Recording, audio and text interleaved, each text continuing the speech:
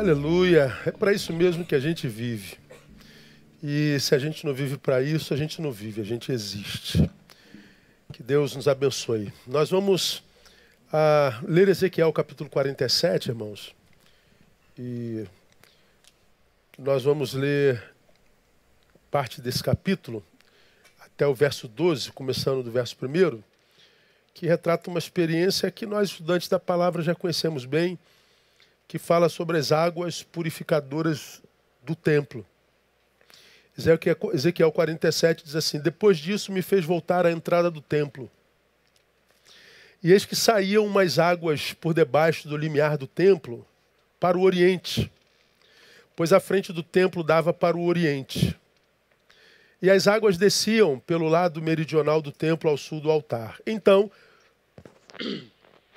me levou para fora pelo caminho da porta do norte e me fez dar uma volta pelo caminho de fora até a porta exterior, pelo caminho da porta oriental. E eis que corriam umas águas pelo lado meridional.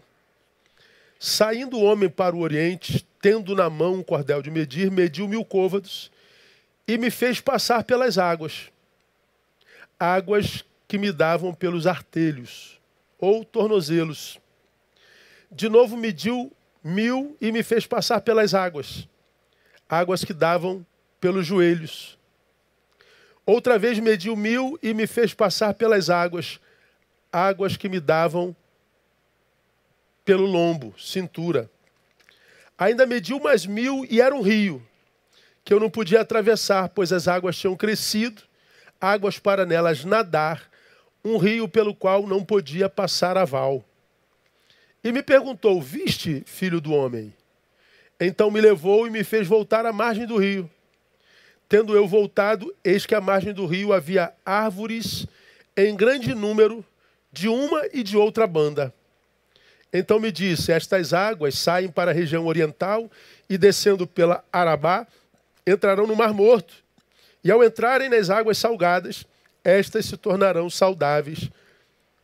E por onde quer que entrar o rio, viverá todo ser vivente que vive em enxames, e haverá muitíssimo peixe, porque lá chegarão estas águas, para que as águas do mar se tornem doces, e viverá tudo por onde quer que entrar este rio. Os pescadores estarão juntos dele. Desde Engede até Englaim haverá lugar para estender as redes. O seu peixe será, segundo a sua espécie, como o peixe do mar grande, em multidão excessiva.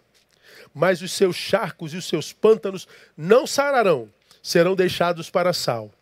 E junto do rio, à sua margem, de uma e de outra banda, nascerá toda sorte de árvore que dá fruto para se comer.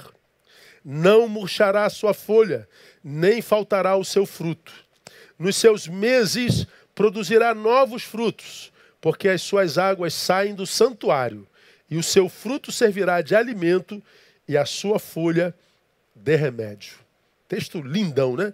Isso é uma profecia a respeito do futuro de Israel.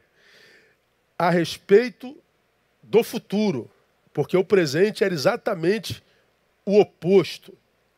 Era de deserto, era de charco, era de lodo. Deus está usando o profeta Ezequiel para falar a Israel sobre o futuro de Israel se ela vivenciasse essa experiência que Deus espera primeiro Ezequiel, o seu profeta, vivenciasse. O profeta vivencia, experiencia o que Deus fala e depois compartilha. E esse texto aqui, ele é muito, mas muito claro em mostrar algumas coisas para nós. E o que nós vemos aqui, de fato, de verdade, é a experiência do profeta Ezequiel caminhando para um processo de aprofundamento nas águas de Deus. É o que nós vemos o próprio profeta compartilhando aqui. Deus o leva a um processo de aprofundamento nas águas de Deus. Ele é levado ao templo. No templo ele vê um rio passando, diz lá a largura do rio, se ele sai do oriente, do ocidente, as medidas não importam, isso são detalhes, mas o enredo da visão é que Ezequiel é conduzido às águas e quando ele pisa nessas águas, essas águas dão no seu artelho, no seu tornozelo. Ele anda mais 1000 côvados.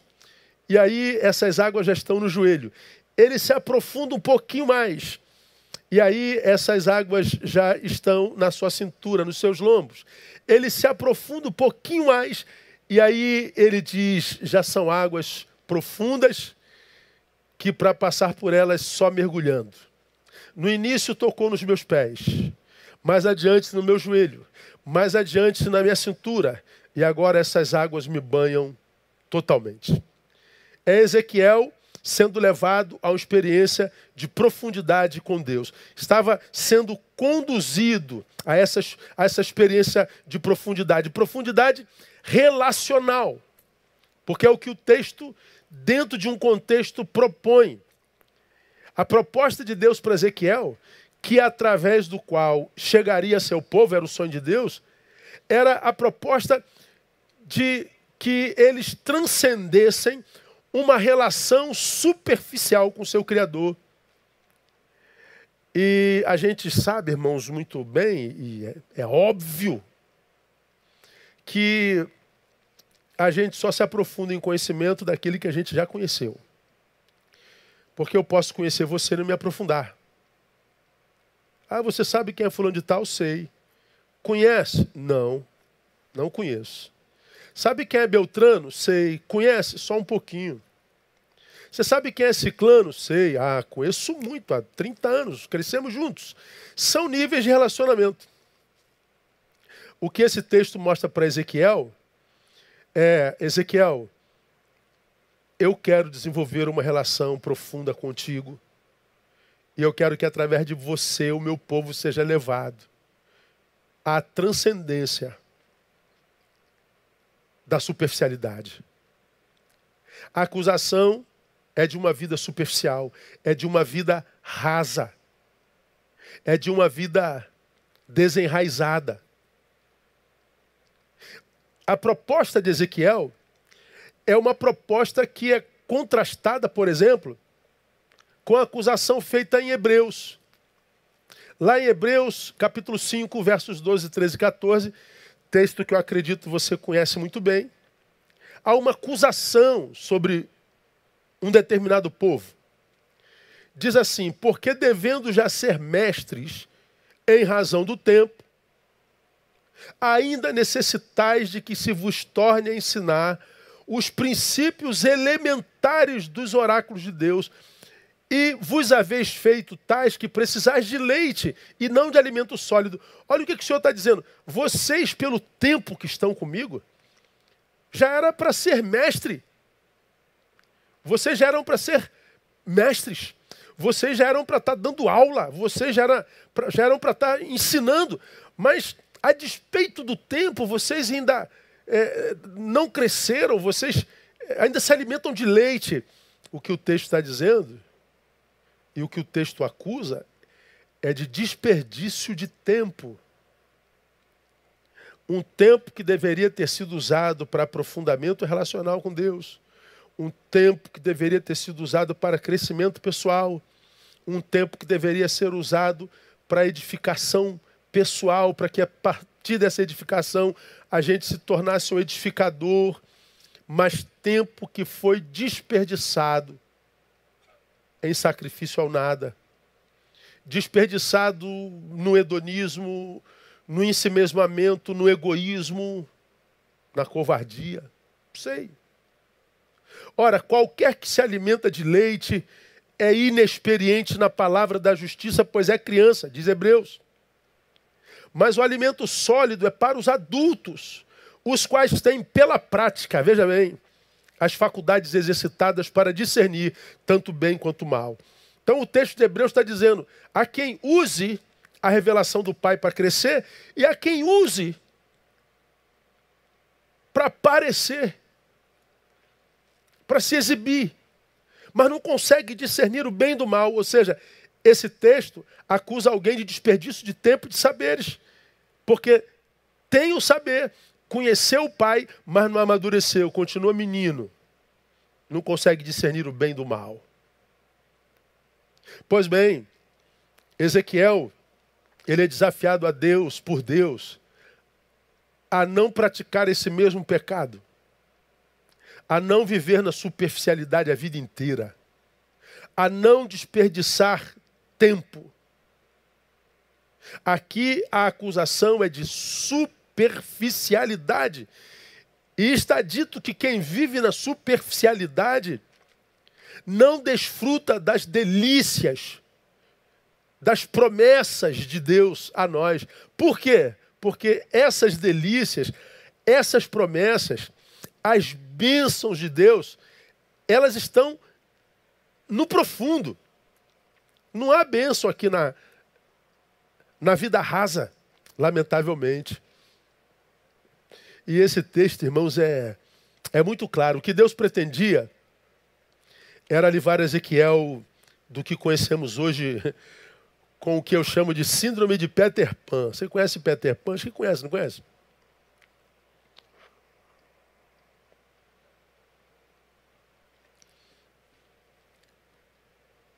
Só que síndrome de Peter Pan espiritual. Peter Pan é aquele menino que ficou menino para sempre. Envelheceu em tempos vividos, mas ele não amadureceu. Ele manteve-se menino. Não cresce de jeito nenhum. Eu acredito que a síndrome de Peter Pan tenha cometido grande parte dos cristãos hoje, e não é só cristãos, não, grande parte dos seres humanos. Gente que permanece menino depois de 20, 30, 40, 50, 60 anos. Síndrome de Peter Pan. Pessoas com síndrome de Peter Pan, elas preferem se afastar das exigências que no mundo recaem sobre si. Elas fogem da missão. Elas se escondem atrás de um mundo de fantasias. Elas constroem personagens para si mesmas. Fingem ser uma coisa que não são para fugir da realidade. Demonstram ser mais do que são para não encarar a realidade. Passam-se por pobres coitados para fugir de realidade. Passam pela vida como caçadores de culpados, fugindo da realidade. Evitam se relacionar com gente que seja melhor do que ela, para não se encontrar com a realidade. Vivemos com gente que se esconde atrás da religião, transferindo as dificuldades da vida para o diabo e as vitórias para Deus, para fugir da realidade. Nós vivemos num mundo de fugitivo e as portas de fuga são inimagináveis e imensuráveis. Cada um sabe de si. Quanta gente fugindo da realidade, se escondendo atrás de fantasia. Mas a maior parte dos fugitivos criam personagens para histórias nas quais eles são protagonistas. Impressionante. Gente que quer estar em ascendência o tempo todo, gente que quer estar em ascensão o tempo inteiro, gente passando-se por mestre quando não são, gente tentando vender a imagem de que sabe, não sabe, é o tempo todo, é um negócio de doido. Aí o que acontece, irmãos? Eles acabam caindo na terra do nunca, como Peter Pan. Eles criaram uma fantasia, essa fantasia foi abraçada pela sociedade, e agora o resto da vida é para manutenir essa fantasia. Só que porque uma fantasia não é vida real, como Peter Pan vive voando, Peter Pan voa, né? Ele tira o pé da realidade, o que acontece? A realidade nunca é mudada. Ele vive na terra do nunca. O que acontece? Dessa forma, eles não conseguem desempenhar os seus papéis com sucesso. Eles não conseguem êxito em seus trabalhos, nem muito menos na sua vida pessoal. Não conseguem. Eles não conseguem chegar à fase adulta da existência. Irmãos, é impressionante como a gente vê infantilismo em tanta gente velha hoje. Se eu perguntasse para você, o que tem síndrome de Peter Pan quase nunca admite, né? Essa síndrome. Porque ele criou um personagem que já sequestrou a subjetividade dele e ninguém o demove daquele personagem. Mas deixa eu perguntar para você, você conhece alguém que é assim? É velho, mas é bobo? Conhece gente assim, não? Você conhece gente que se acha o bolo da cereja, mas que quando ele está longe, na verdade ele é motivo de zoação? Passa até como ridículo? Conhece alguém? Fala a verdade. Cara, é muito, é muito comum um negócio desse. É muito comum. Então, o que tem síndrome de Peter Pan, essa gente quase sempre sabem tudo, mas não conquistam nada. O discurso não coaduna com a vida espiritual. Nunca. É como eu falei de manhã, é um grupamento de gente que eu chamei de sábios ferrados. Sábios lascados.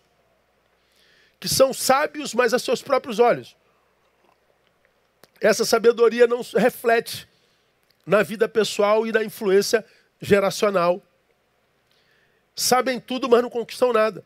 É gente que, por exemplo, sabe tudo da tua vida. O que você pode fazer, o que você não pode fazer. Onde você deve ir, onde você não deve ir. O que você pode falar, o que você não pode falar. Ele sabe tudo a teu respeito, mas não sabe nada da vida dele. Tanto que a vida dele está paralisada. É uma vida que, se desligar a rede, na qual ele não tem prazer algum. Nenhum. Por isso que tem que viver enfurnado aqui. Porque a rede também é um lugar de fuga. E geralmente, tais pessoas têm relações superficiais com os outros. Dificilmente quem tem síndrome de Peter Pan guarda alguém muito profundo no seu coração. Eles não conseguem, por causa disso, as relações também são rasas. Eles não conseguem relações longevas, em instância alguma. São N namoros, N casamentos, N empresas por onde trabalharam, N igrejas por onde passaram. Não consegue longevidade relacional de jeito nenhum. Por quê? Porque gente que vive no mundo da fantasia tem a péssima mania de traçar um script para o comportamento alheio. Então, se eu sou o namorado de, eu escrevo um script para ela, porque afinal de contas eu sou maduro, eu sou pronto, eu sou sábio. Pois bem, como o outro não responde ao script projetado, as relações de quem tem síndrome de Peter Pan acabam logo.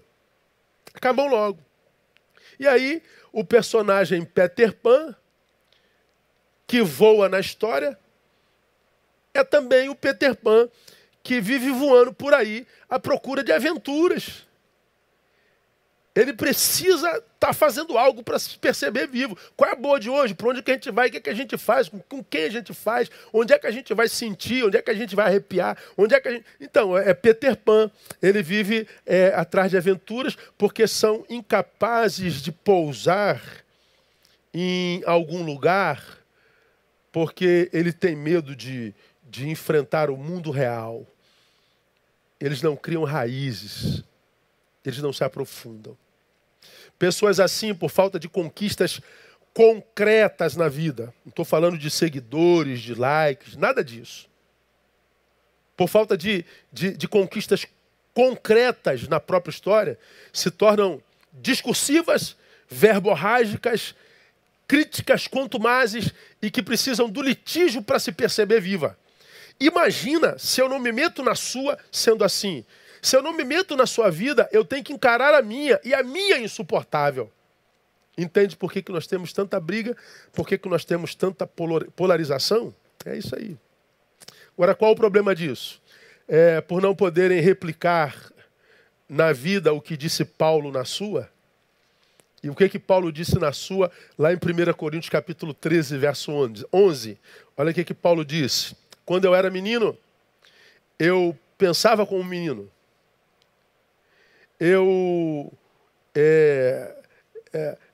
Quando eu era menino, pensava como menino. Mas, logo que cheguei a ser homem, acabei com as coisas de menino. Esse texto está incompleto. Quando eu era menino, falava como menino. Sentia como menino. Discorria como menino. Mas logo que cheguei a ser homem, olha lá, acabei com as coisas de menino. Então, quando eu era Peter Pan, ou seja, quando eu era criança, eu falava como menino, eu sentia como menino e me comunicava como menino. Mas eu cresci, virei homem. Virei gente grande. E o menino acabou. E o menino que existe em mim está a meu serviço. Quando eu quero que ele apareça, eu me divirto. Mas ele não domina mais a minha existência. Ele está dizendo, eu mergulhei na realidade. Quem tem síndrome de Peter Pan, quem não vive profundidade relacional com Deus, vive no raso da existência, vai ser menino o resto da vida. Vai envelhecer menino. E o que é que acontece? Não vai conseguir desenvolver relacionamentos em instância alguma. Portanto, nunca experimentarão plenitude na vida. Por quê? Porque comida sólida de Deus só para quem cresceu, só para quem se aprofundou, só para quem nada nas suas águas. 1 Coríntios capítulo 3, verso 2 também fala sobre isso. Lembra da acusação de Hebreus? Pelo tempo vocês já eram mestres, deviam ser mestres. Mas necessitais que vos dê leite por alimento. Bom, Paulo encontrou a mesma coisa em Corinto. E para os de Corinto ele diz, está aí, ó, leite vos dei por alimento. Porque comida sólida vocês não podiam suportar. E ainda não podem. Paulo está falando em nome de Deus à igreja. Igreja, eu tenho comida sólida para lhes dar. Eu tenho maturidade para lhes dar. Eu tenho coisas consistentes para lhes revelar. Coisas grandes e firmes que vocês não sabem. Então eu tenho o melhor desta terra para vocês. E por que não chega? Porque vocês não crescem. Não é que Deus não queira dar, não é que Deus não tenha para dar, não é porque Deus não se importe em dar, é porque nós não nos capacitamos para receber. O problema é sempre nós. Sempre nós. Não cabe culpar Deus em instância alguma na nossa existência. As bênçãos de Deus, as mais escolhidas, só na profundidade, irmão. Então o convite de Deus a Ezequiel é deixar o raso e se aprofundar. O convite de Deus para nós nesta noite é deixar o raso e se aprofundar. É deixar de ser só mais um no meio da multidão chamada de crente. É deixar de ser mais um personagem de rede vendendo uma santidade que não vive. É deixar de ser um personagem vendendo uma sapiência que não possui. Deixar de ser personagem. E mergulhar na realidade e se aprofundar nela, porque lá na profundidade está o que Deus quer para nós. Quando eu era menino, eu agia como menino. Quando eu cheguei a ser homem, eu passei a agir como homem. Deixei o leite de lado. E agora eu como comida sólida em Deus. Mas a comida sólida, o que dá base, o que sustenta, o que capacita para a existência, independente de que tempo for. Se é tempo de guerra, se é tempo de pandemia, se é tempo de crítica, se é tempo de mídia, se é tempo das trevas, se é Idade Média, se é transmodernidade. Na palavra nós estamos capacitados para viver qualquer tempo e qualquer circunstância. Na profundidade. Deixa eu compartilhar com vocês rapidamente algumas bênçãos reveladas nesse texto que Ezequiel acha quando começa a nadar. Quando ele se aprofunda nas águas de Deus. Olha só, primeira coisa revelada lá. Bota para mim, painel, o versículo 9 do capítulo 47 de Ezequiel. É interessante, irmão, como que a palavra ela clarifica para nós e mostra o quanto que a palavra é contemporaneizada. Ela se torna algo contemporâneo para nós. O versículo 9 diz assim, ó, e por onde quer que entrar o rio, viverá todo ser vivente que vive em enxames. E haverá muitíssimo peixe, porque lá chegarão estas águas, para que as águas do mar se tornem doces. Olha que coisa interessante. E viverá tudo por onde quer que entrar este rio. Veja só, a primeira bênção da profundidade é a bênção da diversidade. Enxames e muitíssimo peixe. Ora, enxame é o conjunto de peixe,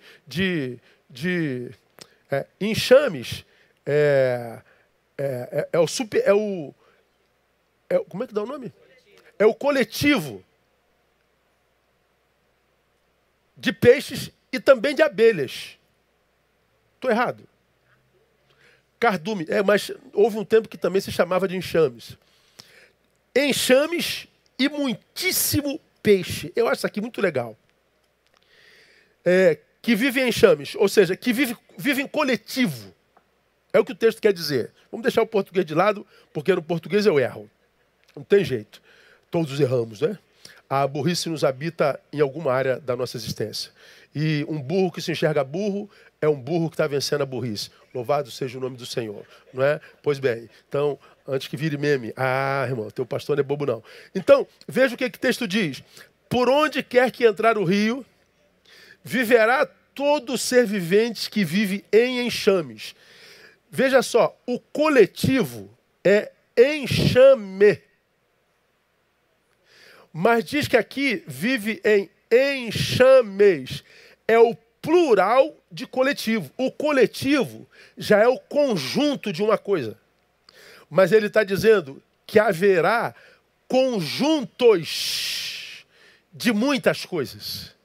Então ele fala de uma diversidade de coisas. Fala de muitíssimo peixes.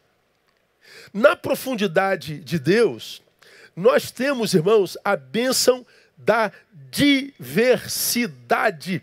Diversidade tem a ver com o quê? Com possibilidades. Bom, eu vou caminhar por isso aqui. Não é mais isso que eu quero isso aqui. Não, também não é isso, descobri que é isso aqui. Não, também não é, eu vou fazer isso aqui. Veja só, em Deus, nós temos possibilidades. Nós temos como escolher. Nós temos, portanto, como errar e voltar atrás e recomeçar de novo. E nós temos como ter paciência para decidir com muita racionalidade para não ter que voltar e começar de novo. Isso é possibilidade, isso é diversidade. Em Deus, eu não estou fadado a um destino. E se estou fadado a um destino, eu tenho em Deus a possibilidade de começar a desenvolvê-lo no tempo desse Deus. Isso é diversidade. Quem se aprofunda no relacionamento com Deus tem diante de si, amados, um leque de possibilidades. Por que ele tem um leque? Porque ele passa a enxergar com os olhos da fé. Ele passa ele deixa de ser refém dos seus olhos biológicos e passa a enxergar com os olhos de Deus. Porque há muitos caminhos, irmãos, que são os nossos.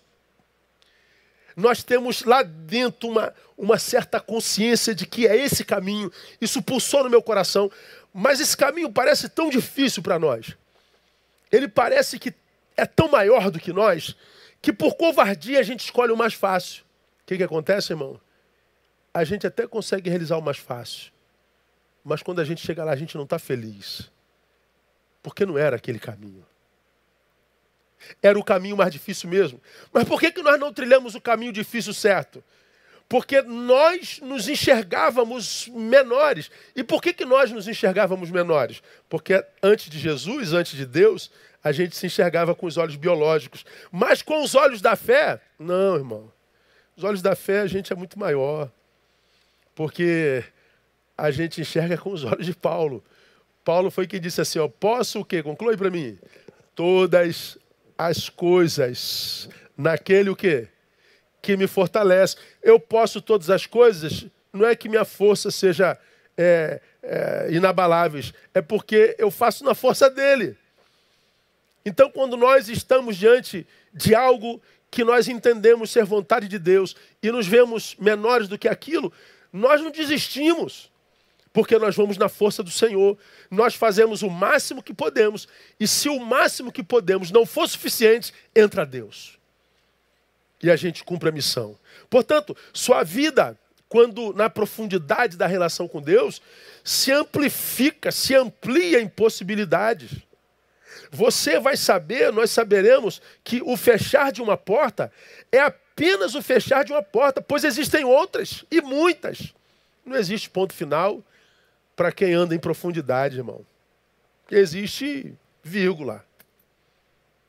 Existe ponto continuativo. Ponto final, só quem põe ponto final é Deus. Diversidade tem a ver com o olhar, você entende? Com a forma com a qual a gente enxerga a vida. Tem a ver com a saúde dos nossos olhos. E um exemplo muito claro disso, irmãos, que eu encontro na Bíblia Sagrada, eu extraio de Números capítulo 13. Veja o que diz Números capítulo 13. Então Caleb, a partir do verso 25, tá aí? Tá. Não. Números 13, 27. Põe o 25 para mim. Tá aí, bota o 27. Eu mandei errado para lá, hein? Números 13, 25. Perdão, é isso mesmo. Números 13, 25. E dando conta a Moisés, disseram. Você conhece essa história, né? Os espias foram à terra para saber se estava pronta para ser possuída. Voltaram com relatório. Os que voltaram com Caleb disseram, olha, nem tenta Moisés porque o bagulho lá tá doido. Tem os caras lá que são gigantão, dá para nós não. Só o cacho de uva, meu irmão, tinha que carregar com 2 homens, 3 homens, sei lá. O negócio lá é grande, não dá para nós não. Você vê, eles caminharam 40 anos no deserto, movidos pela promessa do Altíssimo, que lhes tirou do deserto com mão de ferro e milagre. E eles chegam diante da promessa e dizem, não dá para nós não. Até que Caleb dá o relatório dele. Fomos à terra a que nos enviaste. Ela, em verdade, mana leite e mel. Este é o seu fruto. Contudo, o povo que nele habita nessa terra é poderoso, e as cidades são fortificadas e muito grandes. E muito grandes. Vimos também ali os filhos de Anak. Disseram, porém, os homens que subiram com ele, não poderemos subir contra aquele povo, porque é mais forte do que nós. Também vimos ali os nefilins, isto é, os filhos de Anak, que são descendentes dos nefilins. Éramos aos nossos olhos como gafanhotos, e assim também éramos aos seus olhos. Vamos não, Moisés, nós somos gafanhotos, nós somos mosquitos diante deles. É a visão que eles tinham de si. Mas aí Caleb abre a boca. E o que Caleb diz está no versículo 30. Então Caleb, fazendo calar o povo perante Moisés, disse, subamos animosamente e apoderemo-nos dela, porque bem poderemos prevalecer contra ela. Olha a diferença. Espera aí, Caleb, você viu a mesma coisa que os outros espias? Vi. Você percebeu lá os filhos de Anak e os nefilis? Vi. Você viu o tamanho do fruto daquela terra? Vi. E como é que você pode estar dando um diagnóstico tão antagônico a eles? É porque a saúde do nosso olhar é diferente. Nós somos o que os nossos olhos veem. Se eu vejo o inimigo como um gigante, ele será um gigante. Se eu me vejo como um gafanhoto, eu serei um gafanhoto. Mas se eu acredito que se eu subir animosamente eu posso ter vitória, então eu subo e tenho vitória. Diversidade tem a ver com isso. Então estou absolutamente convencido, meus irmãos, que o grande problema do homem contemporâneo é o seu olhar. Nosso problema não é o gigante que está dentro de nós. Nosso problema não é a pandemia. Nosso problema não é a economia. Nosso problema não é a direita e a esquerda. Nosso problema é o meu olhar, meu Deus do céu. Como eu publiquei há bem pouco tempo atrás, mas deu o que falar, né? Um fala, 2 ouvem. E ambos ouvem coisas completamente diferentes. Por quê? Porque não ouvem com o ouvido. Ouvem com o sentimento que nutrem por quem fala. Se você ama quem fala, ouve uma coisa. Se você odeia quem fala, embora ele tenha dito a mesma coisa, você ouve outra. Ou seja, a percepção que temos de mundo e de possibilidade depende do quê? Dessa capacidade do olhar. E quando nós vivemos na profundidade de relacionamento com Deus, o nosso mundo muda. Agora, o que acontece conosco hoje? Um monte de crente, irmão, que quer ficar especialista em em ciência política. Nada contra. Um monte de crente que está buscando conhecer ideologias, como falei de manhã, quer lacrar na militância e tudo mais, mas não pega na palavra, não tem tempo de devoção, não busca profundidade com Deus. E aí, quando abre a boca para falar das coisas de Deus, fala movido não pelo que Deus quis comunicar, mas pela ideologia. Contamina tudo. Toda vez que fala, o que encontra é litígio. Toda vez que fala, o que encontra é antagonismo. Vive em briga o tempo inteiro e a pessoa não se enxerga. É raso. Que se vê profundo. Se vê equivocadamente. E mais, irmãos, é por causa desse olhar que nós nos tornamos reféns do olhar alheio. Se meu olhar está doente, eu não danifico só o mundo diante de mim. Eu me torno refém do mundo do meu semelhante. Aí ele diz, você é feio, pronto, acabou, eu sou feio. Eu posso ser o Brad Pitt, que nem de cabeça para baixo fica feio, né, irmão? Nem virar do avesso o homem fica feio. Não dá. Mas aí tu fala assim, tu é feio. Bom, como o meu olhar está doente, eu me torno aquilo que você diz a meu respeito. Você é burro. Você não pode, então eu não posso. Você deveria, eu vou lá e faço. Por quê? Porque eu me torno refém do olhar alheio. E é exatamente o que a gente encontra hoje. Por que que tantos são carcomidos pelo complexo de inferioridade, principalmente aqueles que se escondem atrás de ações de superioridade? De onde você acha que vem esse desejo mórbido de querer aparecer sempre, de falar sobre tudo, de comentar sobre tudo, querendo aparentar ter conhecimento tal? Vem de um complexo de inferioridade. Ele se esconde atrás do discurso, das projeções. Quem sabe tem como marca o silêncio. Quem sabe não precisa provar mais nada para ninguém. Por que que nós nos enxergamos tão pequenos? É o olhar do outro que nos diminui. E a gente não sabe, irmãos, como que nós somos referências para gente que finge não nos enxergar. Como tem gente que te tem como referência e finge que não te enxerga, porque não quer te dar moral. Mas é tão fácil de detectar isso, irmão. Mas quando o nosso olhar está bom. Se meu olhar adoece, vamos nos enxergar melhor do que nós somos. Por que o outro se tornou essa desgraça para nós? Porque ele mudou? Não, porque é a forma como eu enxergo. Há pessoas na nossa vida, irmãos, com as quais nós discordamos diametralmente. Mas a discordância de ideia não o danifica em mim de jeito nenhum. Nenhum. Eu creio no preto, ele crê no branco. Eu creio no branco, ele crê no preto. Qual é a cor boa? Ih, cara, não adianta conversar porque não vai chegar no comum. Bom, é só uma ideia. A pessoa está para além disso. Mas por que que a gente bota tanta gente boa para fora da nossa vida? Por que que o outro virou essa praga para todo mundo, irmão? É aqui, ó. É o olhar que adoeceu. É o nosso olhar. Por que que tanta gente coloca Deus no fim da sua lista de prioridade? Primeira namorada, primeiro o carro, primeira moto, primeiro lazer, primeira praia, primeiro PT, primeiro PSL, primeiro a raça, primeiro não sei quem, primeiro... E Deus? Deus, se sobrar um tempo, a gente gasta com ele. Como eu tenho dito, a gente trata Deus como mendigo, dando o resto do que nós temos para ele, e queremos que Deus nos trate como príncipes, nos dando o seu melhor. De onde vem tudo isso, irmão? Do nosso olhar. A nossa visão de mundo, a nossa visão de Deus, a nossa visão sobre coisas, nosso senso de valores tem a ver com a profundidade que a gente tem em Deus. Quem vive na profundidade de Deus não enxerga igual a quem vive no raso de Deus. E eu e você sabemos aonde em Deus vivemos. Você pode vender a imagem que quiser. Eu sei onde eu vivo, você sabe onde vive, e Deus sabe onde nós dois vivemos. E Ele sabe quando a gente diz com verdade e quando a gente é um personagem, quando a gente é uma farsa. Pois é, se personagens se amassem, deixariam de sê-lo e buscariam profundidade em Deus, porque é lá que está a diversidade. Mas não está só a diversidade.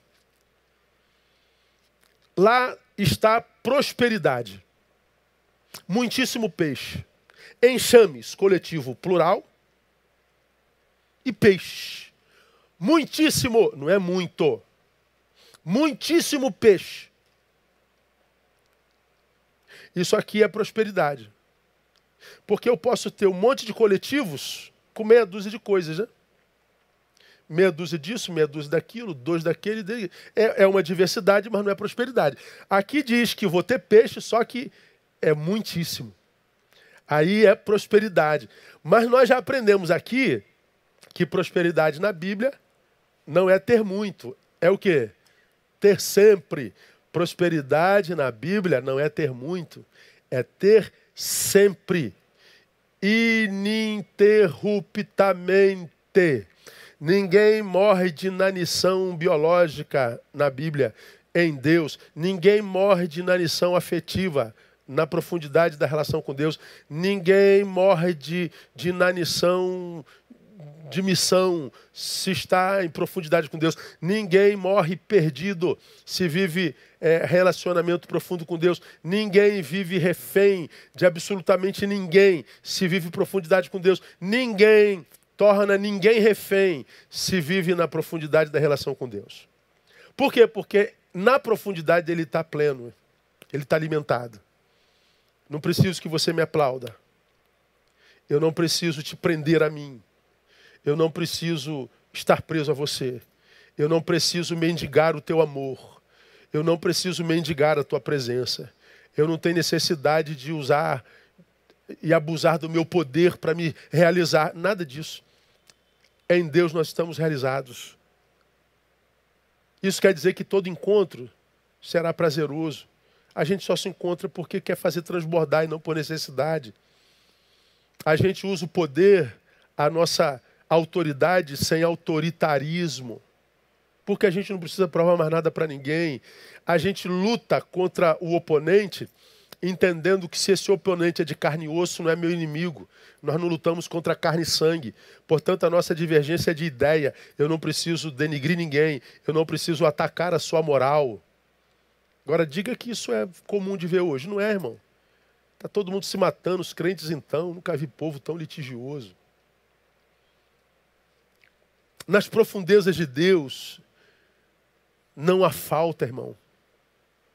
E eu vou dizer mais para vocês, o que parece faltar já é o suprimento que precisamos para aprender a conviver com uma necessidade. Eu vou repetir, nas profundezas de Deus não há falta, e o que parece faltar já é o suprimento que precisamos aprender para convivermos com uma necessidade. Afinal, a gente só aprende na falta, não é verdade? Pastor, está faltando isso aqui. Então, o que está faltando já é aprendizado. O que está faltando? Espera aí. Tem alguma coisa impossível para Deus? Não. Tem alguma coisa que Deus não possa fazer? Não. Tem alguma coisa que esteja invisível aos olhos dele, como necessidade nossa? Não. Então por que está faltando? Ah, essa falta quer ensinar alguma coisa. Essa falta já pode vir a ser a bênção. Mas cadê que o homem raso entende isso? Cadê que nós entendemos falta como possível bênção? A gente não entende.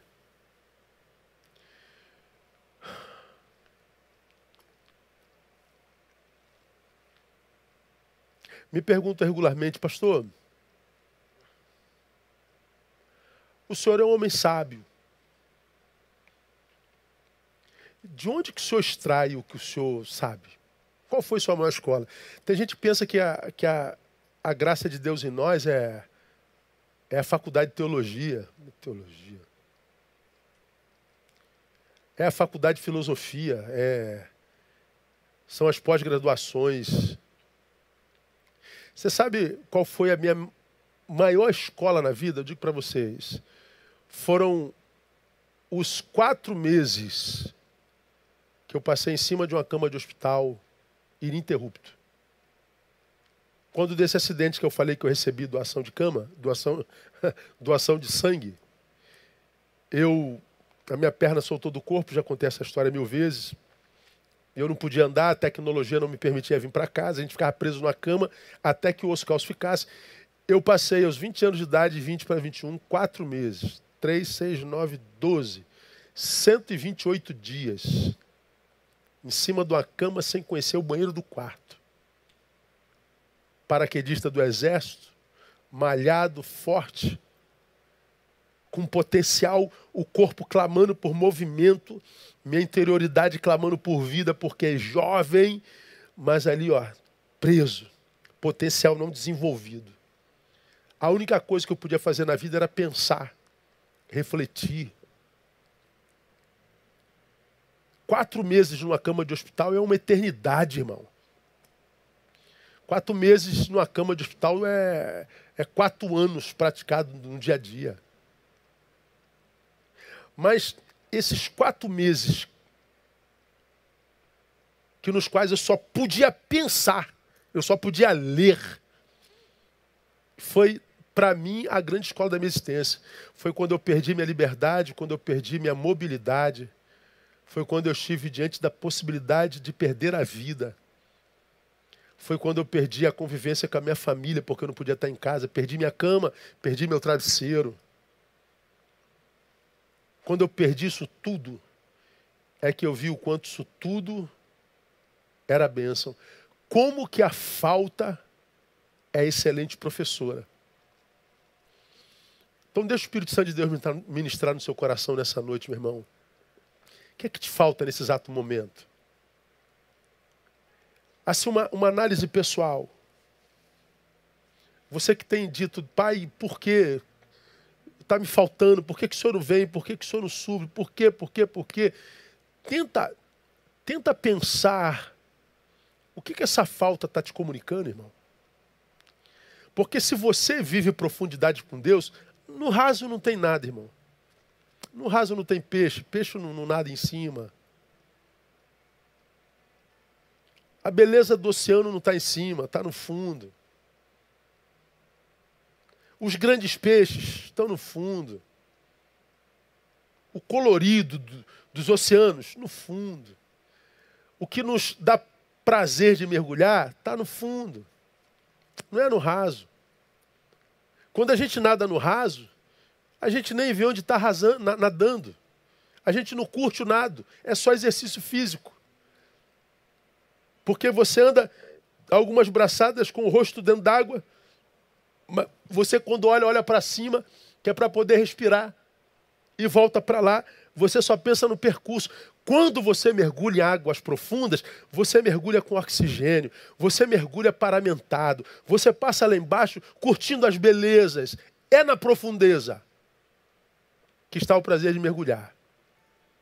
Se está aqui no raso, não, falta é maldade de Deus. No raso, falta é Deus que não se importa. No raso, Deus não existe. No fundo, não. A falta é escola. De manhã nós falamos, sobre o Salmo 23. O Senhor é meu pastor e nada me faltará.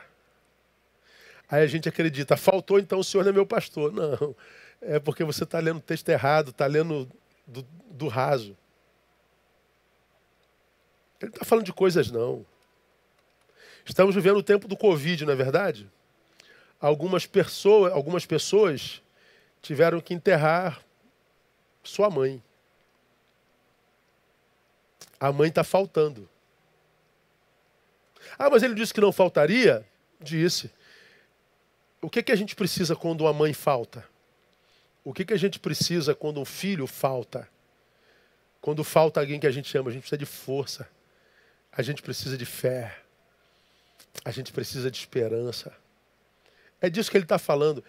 A falta não tem a ver com aquilo que eu desejo. Eu desejaria que minha mãe estivesse aqui. Eu desejaria que meu filho tivesse aqui. Eu desejaria que o meu emprego tivesse aqui. Eu desejaria que aqui. Pois é, mas nem sempre os nossos desejos se cumprem. Nós somos caídos. Nós optamos pelo pecado como raça. Então a falta não tem a ver com o que eu desejo. A falta tem a ver com o que eu preciso. Quando o que eu desejo falta. Deu para entender, não?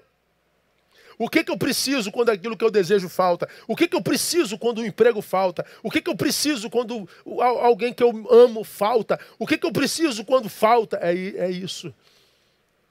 Há na falta, em toda falta, a manifestação de Deus, que a gente percebe de pronto quando a falta chega, de modo que a falta não deforma ninguém, se está na profundeza.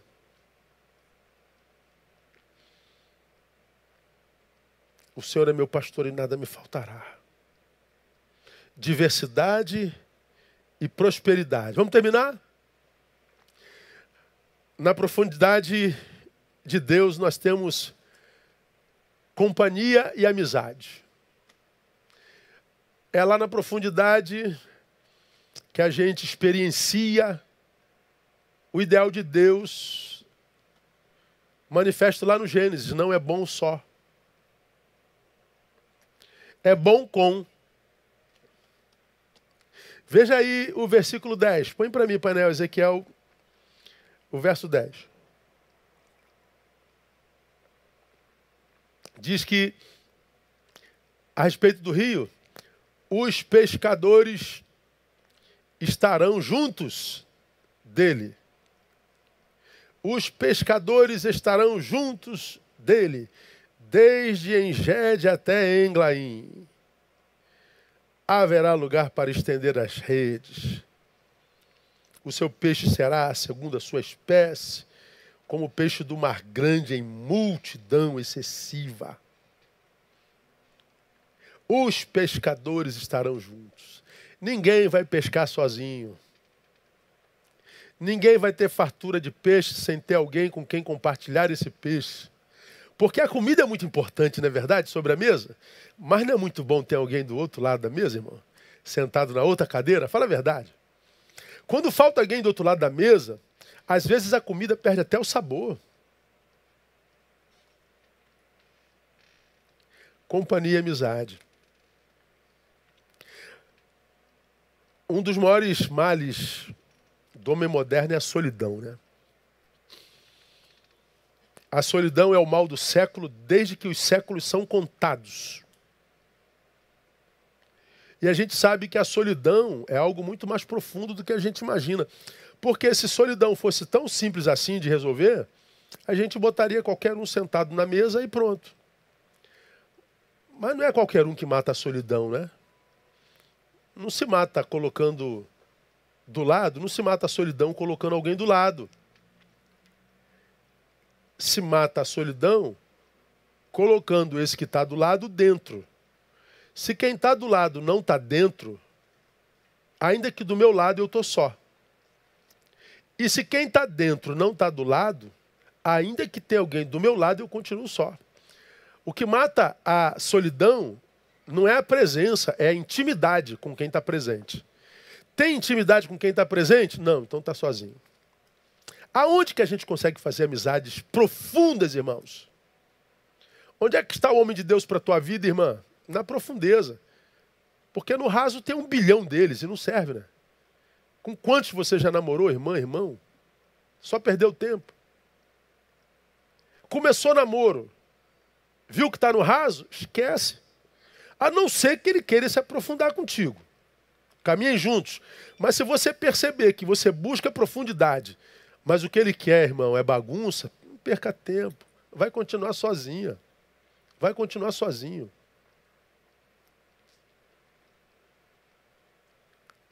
A Bíblia é o manual da vida humana e eu não sei como pessoas não aprendem, eu não sei como que, eu não entendo, eu realmente não entendo, cara, assim.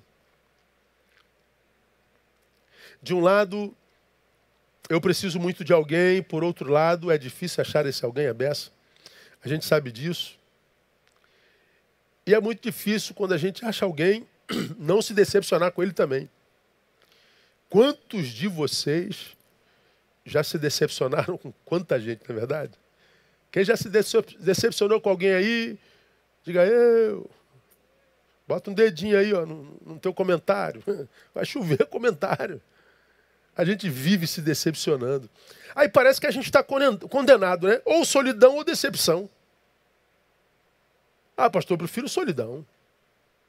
Por quê? Sempre que eu me relacionei foi decepção, claro, Zé, você relacionou-se no raso. Não era uma relação espiritual, era carnal. Não havia amor, havia degustação. Seres humanos que se reduzem a um pedaço de carne que come. Isso é falta de amor próprio. Quando a relação, irmão, é na profundidade, a relação é humana, portanto plena. Ah, eu adoro o seu corpo, ele é lindo. E vou possuí-lo no momento certo. Mas por quê? Porque eu estou apaixonado pela sua alma também. Eu estou apaixonado pelo seu caráter. Eu estou apaixonado pela sua responsabilidade. Eu estou apaixonado por tudo que você é. Como disse alguém, né? O que acontece muito hoje é o quê? É que você se apaixonou pelas minhas folhas.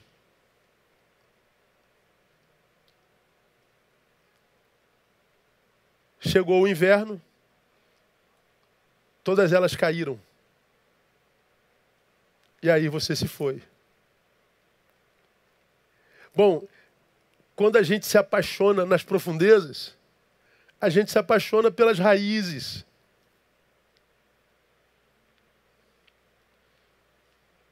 A gente sabe que em alguns tempos as folhas serão numerosas e haverá um tempo que as folhas cairão. E daí eu me apaixonei pela raiz. Haverá um tempo no ano que frutos serão aos montes, mas eles vão cair todos. Não tem problema, ano que vem tem mais. Quando a gente se apaixona pelo todo, a gente mata a solidão. E você conhecendo Deus, como que você acha que Deus planejou o amor? É um amor pela folha ou amor pela raiz? Pois é, se for pela raiz, que eu acredito que é como Deus sonhou o amor para nós, a gente só vai achar isso no fundo, lá na profundidade. Não é solidão ou decepção. Não é isso que Deus planejou para nós. Ele disse que é bom que o homem esteja com. Mas esse outro é só na profundidade. Nas profundezas de Deus, a possibilidade de relacionamentos saudáveis são muito maiores. Mas muito maiores. O que não podemos, se desejamos tal relacionamento, é não confundir profundezas de Deus com membresia de igreja. Pô, só se ilude com a fé de crente quem quer, cara. Pelo amor de Deus, olha para os frutos. Olha para o Facebook dele, olha para o Instagram dele. Vê se o cara é crente, irmão. Pelo amor de Deus, pô. Dá uma olhada lá nas publicações dele. Dá uma olhada no caráter. Veja como ele trata os mais velhos. Veja como ele trata o sexo oposto. Veja como trata seus líderes. Pode ser membro da igreja de Jesus. Pode ser apóstolo, pô.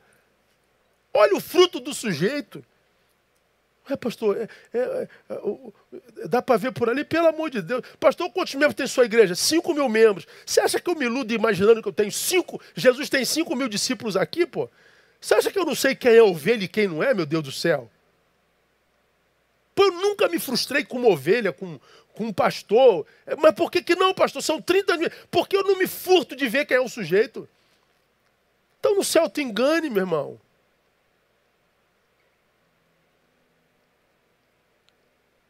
Agora, para a gente terminar, já falei demais. Você já deve estar cansado. Qual o caminho para o aprofundamento das nossas relações com Deus? Primeiro, comunhão. Veja o verso primeiro. Onde é que foi a visão do cara? No templo.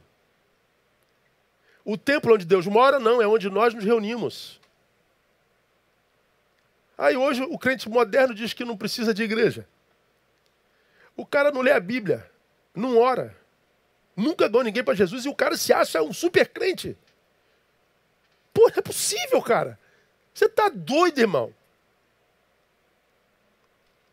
É no templo. É na comunhão com os outros. A revelação de Deus ao profeta se deu no templo. Para termos comunhão com Deus, eu não preciso de templo. Eu falei isso numa gravação que eu fiz essa semana. Mas para ter com o seu povo, sim. Não preciso mais de crente. Pois é, não precisa, então fica aí no raso. E vive o que você está vivendo. Por que você acha que Satanás trabalha para dividir a gente? Tem sempre um rebelde querendo dividir a igreja. Tem sempre um co-pastor traindo o pastor. Tem sempre alguém no ministério causando terror entre os irmãos. Tem sempre um querendo... Por que tem sempre um querendo dividir todo mundo? Porque o diabo sabe que juntos nós somos mais fortes, irmãos. Quando nós estamos um do lado do outro, irmão, com o braço aqui, ó, trancado no outro, juntos, a gente vence. Agora, tira você, bota você sozinho, você é peça fácil. Tira a brasa da fogueira e você seca. É na comunhão que a gente busca profundeza com Deus. Porque Deus fala conosco, mas usa a gente para falar conosco. Deus usa a gente, mas usa a gente para abençoar os outros. É na comunhão.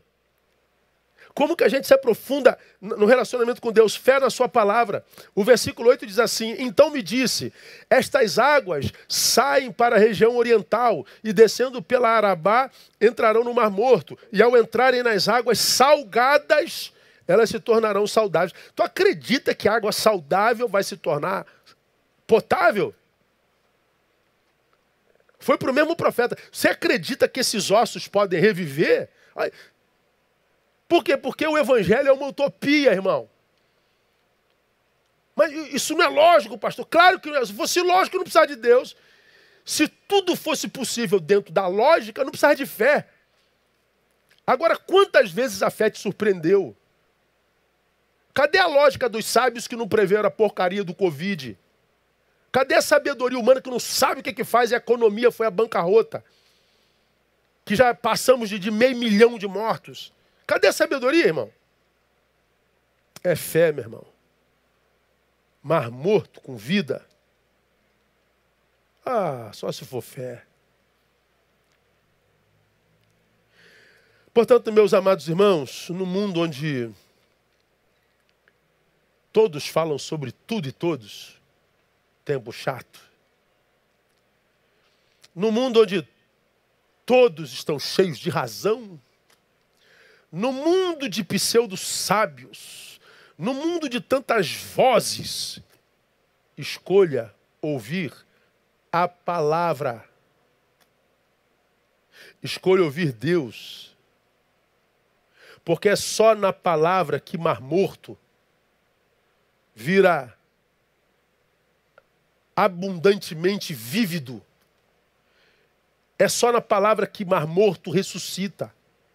É só na palavra que a adversidade vira escola.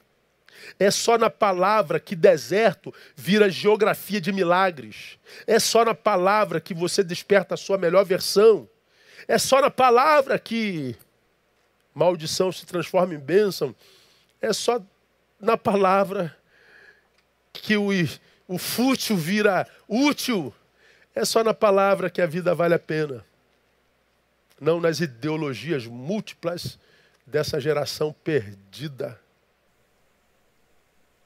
Profundidade. Aproveita essa quarentena. Leia um pouquinho mais a palavra. Ouça a gente que tem o que dizer. Porque como você já aprendeu, mais importante do que dizer alguma coisa é ter alguma coisa para dizer. Para de seguir mestres que não deram cabo nem da própria vida. Está com a vida toda embaraçada. Para de ouvir sábio com a vida lascada, que quer dar pitaco na sua, quer dirigir a sua, mas não conseguiu dar jeito nem na própria.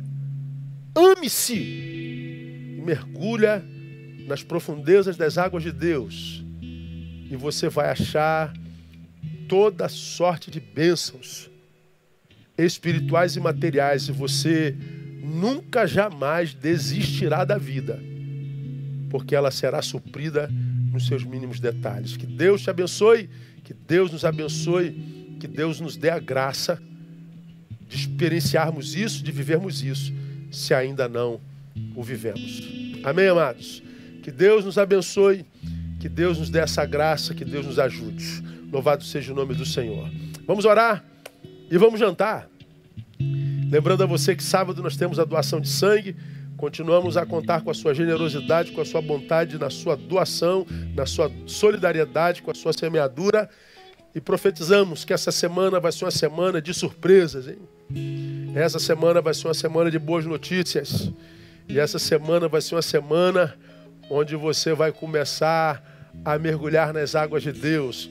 Para você que está com águas de Deus no tornozelo, que essa semana você chegue no joelho. Para você que está no joelho, que essa semana você chegue nos lombos, na cintura. Para você que está na cintura, dê um mergulhão de cabeça, porque as águas são profundas e nela ninguém se machuca, ninguém morre, todos ressuscitam e encontram vida abundante. Vamos orar e depois Natália vai louvar e teremos encerrado o culto desta noite. Vamos orar ao Senhor. Pai, muito obrigado por palavra tão oportuna e desafiadora.